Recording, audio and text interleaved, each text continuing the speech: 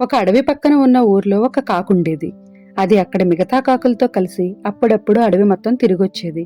ఒకసారి అడవిలోని కొలనులో హంసని చూసి, ఈ హంస ఎంత తెల్లగా ఎంత అందంగా ఉంది, దీనంత సంతోషంగా మరే పక్షి ఉండదు, నేనూ ఉన్నాను ఎందుకు అనుకుంది.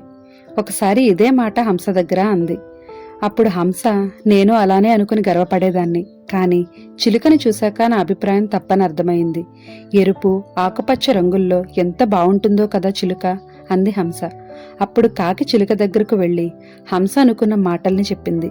అవును, హంస చెప్పినట్లు నా రంగుల్ని చూసి ఎంతో సంతోషంగా ఉండేదాన్ని, కాని నెమలిని చూశాక అందమంటే దానిదే అని అనిపించింది. నాకు 2 రంగులే, కాని నెమలికి ఎన్ని రంగులో, అంది చిలుక కాస్త అసూయగా. వెంటనే నెమలిని కలిసి ఈ మాటలు చెప్పాలనుకుంది కాకి. అడవంతా తిరిగింది, కాని దానికి ఒక్క నెమలి కూడా కనిపించలేదు. ఒకసారి అది దగ్గర ఊర్లోని జూలో నెమలిని చూసింది.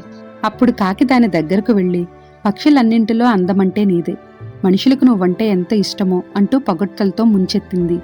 కాకి చెప్పిందంతా విన్న నెమలి దీనంగా ముఖం పెట్టి, నా అందం వల్లనే ఇక్కడ బందీ అయ్యాను.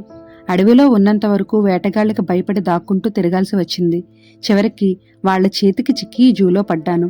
ఇక్కడికొచ్చాక కాకి కంటే స్వేచ్ఛజీవి మరొకటి లేదు కదా అనిపిస్తోంది. ఇక్కడ దాదాపు అన్ని పక్షుల్ని బందీలుగా పెట్టారు, ఒక్క మీ కాకుల్ని తప్ప. నేను కాకినై ఉంటే నీలా స్వేచ్ఛగా తిరిగేదాన్ని కదా అంది.